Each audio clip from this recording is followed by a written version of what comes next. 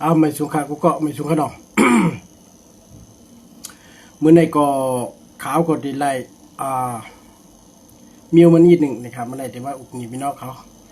อันเป็นข่าวลังอยู่ในวันเมื่อไหร่นะครับเนาะก็เป็นน้องฮารุนนะครับน้องฮารุนคือว่าอันเขาห้องกันว่าฮารุนโซโล่แค่นั้นเมื่อเร็วน้องเป็นยูทูบเบอร์เป็นคนไทยอีสานนะครับอยู่เมืองกาฬสินธุ์นะครับเนาะก็สั่งเลยเขาเอาเรือลองในมาลาดนะ ก็แปลว่าเขาก็เป็นก้อนหนึ่งเป็นผู้ติดตาม น้องเขาก็สั่งเลยเขาห้องน้องแล้วเนี่ยน้องฮารุนเนี่ย อายุอาสาเขาถึงเลย27เลยค่ะคือเป็นรุ่นน้องนี่ค่ะเนาะ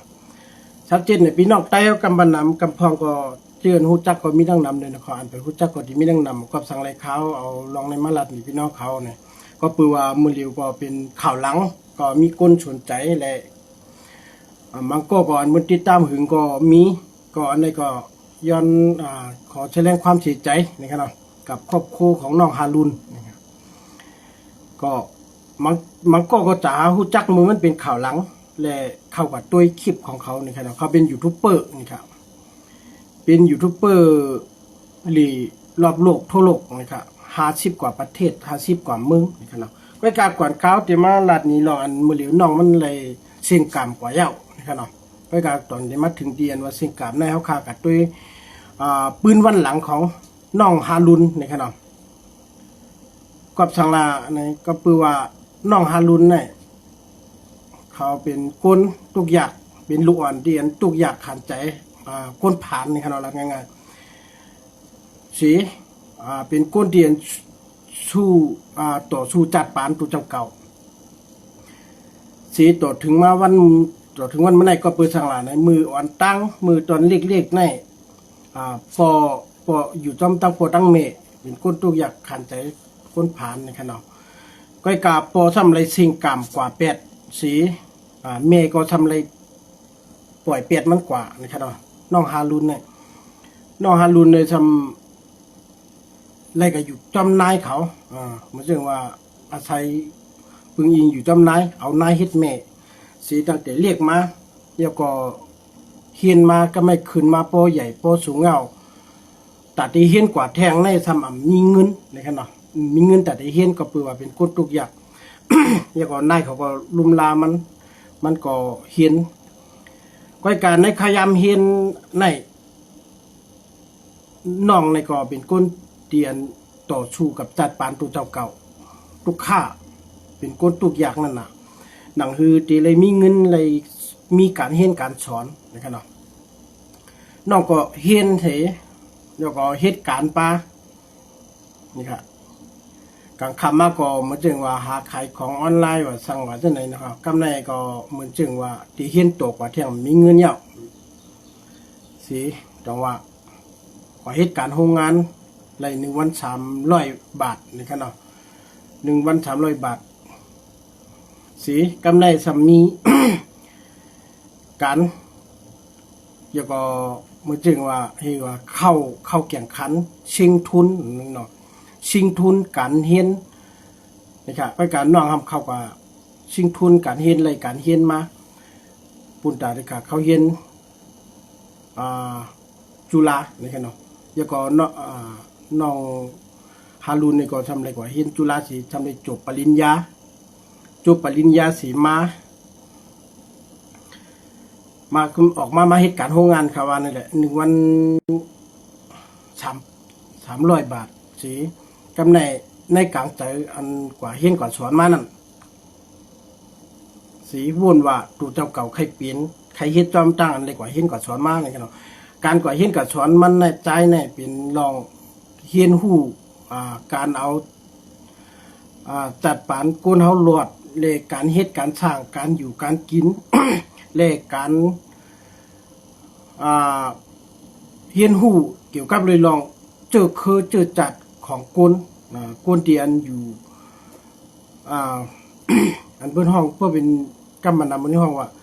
คนเหมือนอย่างคนเจอเคยอยู่จอม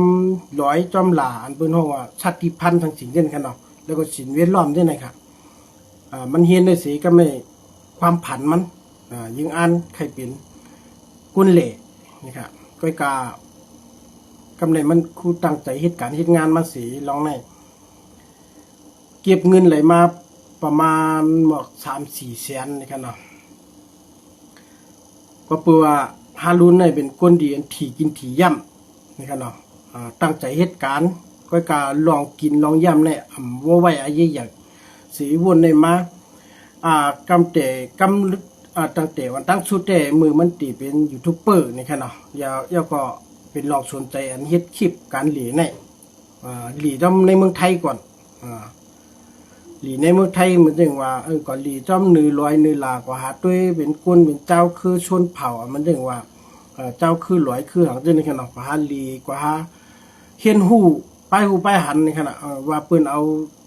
จัดปันอยู่กินจึงหือเปิ้นอยู่กินจึงหือเปิ้นที่อยู่แล้วเอาชีวิตรอดกว่านะครับเนาะใครก็ตัวเหมือนจังว่าลองกินการอยู่ของเปิ้นนั่นน่ะว่าเปิ้นมีเป็นจึงหือละลายในกว่าลีเฮก็มาลง YouTube นี่ครับเนาะไว้ความผันได้ก็วนไว้อยู่ว่าใครเป็นใครหาหลายๆเข้าตัวเจ้าเก่าปุ่นตาเตียวมาลุมลานายเขาแหละดังตัวมันเหมือนจึงว่าหันปืนโหโลดโหกาก็ใครมีจังปืนก้อยกะมือเตต้าเริ่มต้นแต่ก็มันใจเต็มไปมีสังก้อยกะใครมีจังปืนอันปืนมีรถมีกาว่ามีเฮือนมีเยี่ยจริงๆเนาะก็มันก็เอาในร้องมาเฮ็ดย่อก็เฮ็ดคลิปซีรีส์นี่ครับถ่ายคลิปถ่ายวิดีโอหลีมาลง YouTube ซิมในก็เดี๋ยวก็ในสัมพันธ์คนเข้ามาติดตามมาตัวยเขานี่ครับเนาะในการนั้นมันใจเฮ็ดเนี่ยมันกว่าหลีแรกกว่าหาตัวยการใจจัดปันจมวันนอกหน้าปังกวนเจ้าคืนนั่นเจ้าคืนไหนนี่ครับมีกวนลืมสนใจเดี๋ยวก็มาติดตามมันหลักหมื่นหลักแสนนี่กันเอาอยู่ก็เลยมันวนว่าอ๋ออันเก่าเฮ็ดในก็ มีกวนสนใจมีกวนไขหูไขหันแหลกปันแห้งนี่กันเนาะมาไปติดตามตัวนี่กำในขึ้นวนกับวนมาอ๋อนี่ก็เป็นไล่ๆลองหนึ่งนี่ครับเนาะกำในนั้นก็มาเฮ็ดการลองในหือเป็นยูทูบเบอร์หือนี่ก็ไม่ก็มันขึ้นหันหน้ามาเฮ็ดเรื่อยๆก็เป็นคนติดตามมันก็นำขึ้นมาที่นี่ครับเนาะนำขึ้นมาที่ก็ไม่อยู่มันก็การเดียนมันเฮ็ดอยู่เฮ็ดการโรงงานหรือการโรงงานว่าก็มาขายของออนไลน์ว่าเฮ็ดการกลางค่ำว่าที่นี่ซับบ่มีการลือกันย่างการพักจังได๋ครับเนาะก่อนมันได้มีเงินมาไหน เดี๋ยวก็ไม่ตั้งมันเฮ็ดคลิปเฮ็ดสังก็คนติดตามก็ลืมนำมาลำหน้านำมามันก็จูแปะปล่อยเป็ดการงานมันสิหันหน้ามาเฮ็ดการเป็นยูทูบเบอร์เป็นทางการก็คือว่ามีคนสนใจเขาคนสนใจมันแล้วก็ใครฮู้ใครหันจำลองต่างมันเฮ็ดนะครับเนาะก็ทางหลานในน้องฮารุนในเขาก็ติดตามเขาในกอบทางหลานในก็คือว่ามันใจใน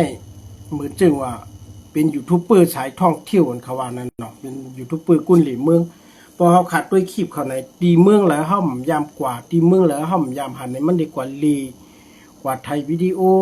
ไทยคลิปสินลงปั่นเฮาตัวเฮาเหมือนจึงเฮาเลยลีต่างเมืองนี่ค่ะเนาะกำลืนชุดมันก็เลยเก็บเงินไว้มี4 แสนสีจองว่าตัดเชียนใจย้อนอาขว้างนายเขาสีกว่าหลีเมืองกว่ากูเมืองนี่ค่ะเนาะบางปอกก็กว่า 2-3 เดือนบางปอกก็ 4-5 เดือนแล้วก็ปอกมากขึ้น บางปอกก็ในข้าวยามมันใจกว่านั่นแต่ก็กว่าเฮ็ดกว่าหลีแล้วก็โทรมาลัดตัวตั้งหื้นกว่าหลีแล้วก็เป็นทางก็โทรมาลัดนายเขากว่าหลีนี่ก็เหมือนจึงว่าเฮาว่าเลยติดต่อกันอยู่แต่สินี่ค่ะเนาะเฮ็ดให้นายเขาอย่าไปไม่ใจนี่ค่ะเนาะบางปอกก็กว่าหลี หลายๆเมืองกว่าเป็นปีปลายตรงนี้ขึ้นมาขึ้นนี่ก็มีนี่ค่ะเนาะ กับในกอบทางเลยเป็นข่าวในย้อนน้อมค่ะเนาะ เป็นวัด กอบทางเลยเป็นข่าวล่ะมือเหลียวในนี่ค่ะเนาะก็ว่ามันใจกว่าหลีตั้งหมดในกำผารอบโลกในมันกว่าหลีประมาณ50 เมืองนี่ค่ะง่ายๆค่ะเนาะเป็นยูทูบเบอร์หลังเนี่ยคนติดตามก็หลักล้านนี่ค่ะจังว่ามันใจก็ในเฮ็ดเป็นอาชีพให้กว่าหลีหลายๆเมืองก็ไม่กำที่1กว่าหลีเมืองจอร์เจียนี่ค่ะเนาะจอร์เจียในเป็นเมืองที่อัน มันใจวุ่นว่าเป็นเมืองเตียนกัดเย็นและมีรองตั้งหังหลีธรรมชาตินี่ครับเนาะน้ำลินหินผาก็หังหลีเตะนี่ครับมันใจกว่าหลียาวปอกที่หนึ่งกำในกว่าหลีสิปอกมากขึ้นนี่ครับเนาะในกลางเต๋อเอ็นอ่านมันในใครกว่าหลีทั้งปอกสองมือกว่าหลีปอกอันตั้งได้กว่าหลีกับป้อปุ่งกันนั่นกับไทยกันในสิสูงสีปอกมากขึ้นเนี่ยมันจะในข้าวยามกว่าหลีมือปอกที่หนึ่งได้ก็กว่าหลีก็โทรหาตั้งเฮือนหลัดต่อตั้งเฮือนเหมือนจะว่าอยู่ลีอยู่ปลอดภัยอยู่ลีกินวันอ๋อรอดพี่อยู่ที่ไหนกันเนาะกำในปอกมาเฮือนสีวนก่อวนมาใครขึ้นกว่าหลีแทงปอกที่สองในขนมเมืองจอร์เจียเนี่ยก็เปลือกเมืองจอร์เจียเนี่ยเฮ็ดสั่งอะไรมันใจใครกันหลีล่ะก็เปลือกลองหนึ่งมันพีชาในขนมพีชาพาสปอร์ตไรเซ็งเงินนะครับเข้ากว่าหลีหลายเพราะว่าเปิ่นพี่พิชาในมันถึงเขากะเขาคาอะไรกะย้อนพิชาในเขาคาอะไรเสียงเงินนี่ครับมันเหมือนถึงเมืองไทยมือเร็วน่ะเปิ่นปันนักท่องเที่ยวมาเหลียวพี่พิชาก็เลยมันใจเอาขึ้นกว่าแทงรอบสองกำในเดียนเป็นข่าวอยู่ในข่าวยามมันใจหลีในกว่าตัวมันใจในเป็นก้นเดียนหมอถี่กินถี่ย่ำกะหลีเมืองในเหมือนจังว่าเมืองดีอะไรดีของกินของใจแป้งกาเพราะนั้นมันดีกว่าหลีหึงนิดนึงเมืองดีหลายที่ของกินของใจกะมันเตรียมบ่อยู่หึงมันดีอยู่เมืองเหลือหนึ่งหื้อกะวันชีวันหื้อเนี่ยมันดีกว่าเพราะของกินของใจกาน่ะมันใจหมอใจจังไหนมันต้องว่ากว่าหลีเลยเงินในปิงปอนั่นปอเป็นของกินของใจปอเงินก็อยู่เลยหึงว่ามันดีอยู่หลายเหลือนนี่ค่ะเนาะกายกำลืนชุดก็กำไหนก็กว่าแทงกว่ากำที่สองเมืองจอร์เจียนี่ก็กว่าสีกว่านี้มาเป็นข่าวหลังในก็พี่น้องก็โทรหาตักหาก่อมไรทั่วก่อมไรก้อยกำไปเป็นข่าวนะครับเนาะหลายวันย่าก็ไปปุ่นมา3-4 วัน5 วันก่อมไร6 วัน7 วันก็เข้ามาในวันที่10ก็ต้องว่าปีไอของเขา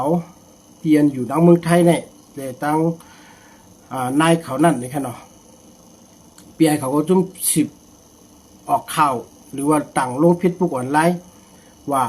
น้องใจมันเตียนกว่าหลีเมืองจอร์เจียเนี่ยน้องฮารุนเนี่ยกับสืบไรเป็นนั้นเป็นไหนจังว่าเอาออกเป็นข่าวลังน่ะกำลึงชุดออกเป็นข่าวลังซีออนกันหาอยากว่าคนไทยเตียนปืนหลีเมืองนั้นก็คนนั้นเป็นห้องว่าไกเป็นคนที่อ่อนคนหลีเมืองหลีในเมืองจอร์เจียก็มีเนี่ยเนาะคนไทยดินอยู่ในเมืองจอร์เจียก็มีเปิ้นมาหันข่าวหันสังก็เพื่อว่าคนเมืองไทยก็ด้วยข่าวด้วยเงาสีพอหันข่าวเย้าเปิ้นออนกันแชร์กันส่งกันมันก็เข้าถึงกันเลยทั่วโลกนั่นน่ะแต่ว่าคนไทยนั่นก็ออนกันตื่นชานที่จ่อยหาอันอยู่ในเมืองจอร์เจียว่าสั่งว่าจังได๋ย้อนเพื่อว่าเจ้าหน้าที่เมืองจอร์เจียในเขาติดต่อหาปืนเผาปืนข่าวหาว่ามีคนเมืองไทยก็ตายในเมืองเขาในเขาก็อยู่เย็นไว้นั้นกำในเผื่อคนในเมืองไทยอันอยู่ในเมืองจอร์เจียนั่นอันกันหาสีกำพองก็เลยหันข่าวน่ะเนาะว่าน้องฮารุนในติดต่ออะไรนั้นก็อยู่ที่มาอยู่มีเมืองนั้นเมืองไหนเนี่ยก็เนี่ยเขาขึ้นนอนกันถามเจ้าหน้าที่กว่าจำสนามบินเนี่ยในระหว่างลูกเปลี่ยนนี่ก็ถามเจ้าหน้าที่ว่าจ่อหันคนก็ไหนมันเข้ามาในเมืองในในข่าวยามในหรือในวันที่แน่เนี่ยก็ถามกับในเจ้าหน้าที่ก็เป็นก็ค้นหาในข้อมูลในคอมพิวเตอร์ว่าสั่งว่าในขณะอันเป็นมีข้อมูลว่าคนเมืองในเข้ามาหลีในเมืองในเข้ามาวันที่หยังมันเป็นหยังในพื้นที่เลยฮู้น่ะมันเข้ามาวันที่ไหนอยากว่ามันได้ออกเมืองเฮากว่าวันที่หยังอันนั้นก็มันตึกอยู่5ในพื้นที่มีข้อมูลไว้หมดน่ะเดี๋ยวกับในเจ้าหน้าที่เขาได้มาค้นหากับในฮู้ข้อมูลข่าวว่าก็ในเข้ามาเตะก้อยกะมีประวัติลงไว้แจ้งว่าคนก็ในมันเลยเสี่ยงกรรมกว่าเย้ามือ10 วันปุ่นมาไหนก็ไม่กับคนไทยตั้งประเทศเลยผู้ติดตามใน FC เขาก็ออนกันตกใจในขณะออกข่าวมาจังไหนก็ตั้งปุ่นก็แจ้งส่งมาดังปอมตั้งนายเขาเลยปีไอเขาลังพี่น้องเจอคือมันดังไผเมืองไทยนะครับเสียงกันตกใจเปลี่ยนออกวันมื้อไหนแต่ว่าถึงมามื้อไหนก็ตึกย่ามเหลียวในขณะที่เป็นข่าวลังก็ไปกับลองการน้องตายเนี่ยใจเลยว่ากว่า กว่าญากาผาฮืออันนั้นก็กว่าหลีจอมหุยจอมห้องน้องมันไอ น้องฮารุนเนี่ยมันเกี่ยวกว่าหลีนอกเมืองมั่นใจกว่าหลีกว่าเฮ็ดคลิปวิดีโอเป็นคอนเทนต์เนี่ยแต่ละกว่าดีเมืองดีอันห่างหลีในเวียงในกลางเมืองเนี่ยใจกะน้องไอ้น้องมันน้องฮารุนเนี่ยมันเกี่ยวกว่าจอมแถวนอกสาบเวียงสาบเมืองหรือร้อยเนืองเดียนโกนเดียนเปิ้นกว่าถึงจะไหนนี่ครับน้องมันเกี่ยวกว่าเตียนเปิ้นนำยามกว่าเลเตียนเปิ้นฮัดกว่าเดียนสิงๆเนี่ยมันกว่านะครับไอ้น้องในตรงว่าคนไทยคนกำมันนำเปิ้นเนาะเกี่ยวติดตามมันเตียนเปิ้นนำยามถึงมันกว่าถึงเฮาคาดดีเลยหันนั่นน่ะแต่ว่าเป็นเรื่องใดๆเปิ้นบอกว่าไม่ใจจอมมันนอกที่ตอมไรไหนกับพองมือไปหัวมันตะมันเสียงกรรมว่าไหนวนว่ามันกว่าเหล่เนื้อร้อยเตียนมีเลี้ยงพงเตียนมีอินเทอร์เน็ตจังได๋คั่นเนาะบ่ได้วนมาจังวนว่าจังไหนน่ะที่มันมีสัญญาณโทรศัพท์น่ะก้อยกำพองก้อยก็ตึกมีความหวังตึกวนไว้ว่ามันถึงมีอาสาอยู่นี่คั่นเนาะก้อยก็กำนึกชุดก็เลยฮู้ว่ามันเสียงกรรมกว่ายาวในก็อ่อนกันมองใจจอมเตะๆนะครับมือเหลียวในก็มันตายย้อนสังอันไปมีไผฮู้ก้อยก็มันตายในโรงแรมในคั่นเนาะมันเสียงกรรมกว่าในโรงแรมในก็ตึกเป็นรองเปิ้นตึกทางเทิมเลยเปิ้นก็ตึกตรวจสอบ7ชีตัวอยู่นี่คั่นเนาะน้องไหนน้องฮารุนโซโลเนี่ยก้อยกะอันเฮากะเลยหันในข่าวในคลิปอันเปิ้นออกมาลาดมันตายเป็นไหนตายมันถูกญาติตายอย่าไปเนียดยุ่มเปิ้นก็ลาดว่าอย่าไปเนียดยุ่มไปด้วยเจ้าหน้าที่ภายไทยก็เปิ้นส่งเจ้าหน้าที่กว่าที่เมืองจอร์เจียเปิ้นตัดที่ก็7ชีตรวจสอบด้วยว่ามันเป็นย้อนสังเปิ้นได้ใครไล่ข้อมูลอันยืนยันมาจากเจ้าหน้าที่เมืองจอร์เจียนี่คั่นเนาะแล้วก็เฮาคาไปถ่วมด้วยขังว่าทั้งเจ้าหน้าที่เมืองไทยและทั้งภายพี่น้องจือคือมันไว้นี่ค่ะอย่าไปกระถ่อมข่าวเตียนอยู่ในคลิปในโซเชียลเตียนเปิ้นออกมาลาดอำใจลองเตะจะเป็นข่าวปลอมข่าวหังมันใจลองความจริงเฮาว่านะมันเป็นจังได๋ตรงว่ามื้อเหลียวน้องฮารุนโชโลเป็นข่าวหลังอยู่ย่ามมื้อเหลียวไหนนะครับก็เพื่อคนติดตามนำปลาขาวกองนั่นน่ะด้วยเขาน้องโซโลเนี่ยมันกว่ากูเมืองตีอันปืนอันตรายอันว่านั่นเนาะเมืองอันน่ากลัวและมีปังตึกกับว่าเป็นเมืองอิหร่านอันเป็นปังตึกกันมันเรียกว่ามันกว่าเล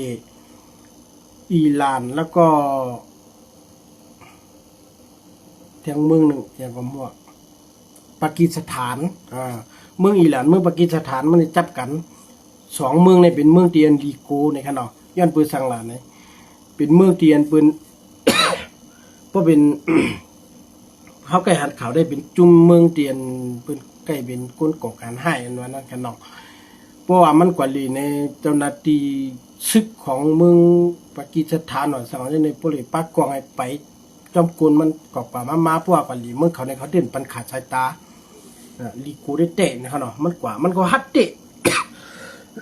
ก้อยการน้องฮารุนเนี่ยเป็นก้นเดียนแก่แขนก้นเก่งกว่าปืนสังหลังไหนมันอ่านกำลึงชุดในมันเตียนมันเสียงกรรมกว่าในเปิ้นวนว่ามันอับเจียมมันใจเสียงกรรมกว่าด้วยถูกเฮ็ดให้นี่คั่นเนาะมันอาจจะเสียงกรรมกว่าเลยมันอาจจะมีโอกาสจำตัวหือนี่คั่นเนาะนี่ก็เพิ่นตึกถักเธอมาอยู่ ก็ว่าน้องฮารุนนี่เป็นคนเรียนเก่งหมอลาดหมอจ๋าอุ่นอ่อนหมอห้วยอ้อยกอกกว่าหลีเมืองแล้วก็เฮาเคยหันในคลิปมันเข้าเลยก้นกูเจ้าคือว่าเป็นก้นชนเผ่าก้นลอยก้นอย่างในเมืองในอย่างก็เอาเป็นได้ก็เลยหมดนี่กันเนาะหน้าตายุ่มแย้มแจ่มใสอันเขาว่านั่นเขาออกก้นง่ายลัดภาษาอังกฤษก็เก่งแก้เขียนนี่กันเนาะต้องว่ากว่าลีเล่รอบโลกนะครับ ปุ่นตาว่ากว่าลีเฮติมีผู้เขียน กันนั่งมันเนมนับต่อนี่กันเนาะมันเขาออกเลยเป็นง่ายนะครับย้อนนั้นแหละแต่ว่ามันคือเลยขึ้นกว่าแทนกำในกำลืนชุดก่อนมันดีกว่าเสียงกรรมดีเมืองจอร์เจียเนี่ยมันหลีในเมืองไทยก็กลายเป็นปอดเหนือปอดอะไรกับหมู่กว่าหลีมันจึงจอมภูเขามันก็หลีเช้าเขาชนเผ่ามุงแมวมูซื้ออะไรจังได๋ขนาดว่าหลี เลยกับไทยคลิปในหมู่บ้านเตียนมีไฟฟ้ามีอินเทอร์เน็ตมีสังเข้าถึงไหลนั่นกว่าหลีจำจังนั้นมันเก็บจังนั้นค่ะเนาะเก็บกว่าหลีจังนั้นแล้วก็เอามาหมอกลาดนี้พี่น้อง ผู้ติดตามว่ากันในเป็นไหนนะเมืองในเป็นไหนนะคนอันเบิ่นใจจัดปานชีวิตอยู่กันในเพิ่นเฮ็ดไหนเนี่ยมันเกี่ยวจังนั้นน่ะต้องว่ามันก็หลีรอบโลกน่ะต้องว่ากำดึงชุดก็น้องฮารุนชูโลกก็ได้ชุดชิงกว่าและการลุนตังหาเงินและการเป็นกุนเหล่เมืองเฮ็ดยูทูบเบอร์ก็เลยชุดชิงกว่าจอมเหย่าในขณะรีโมทได้สำเร็จครับ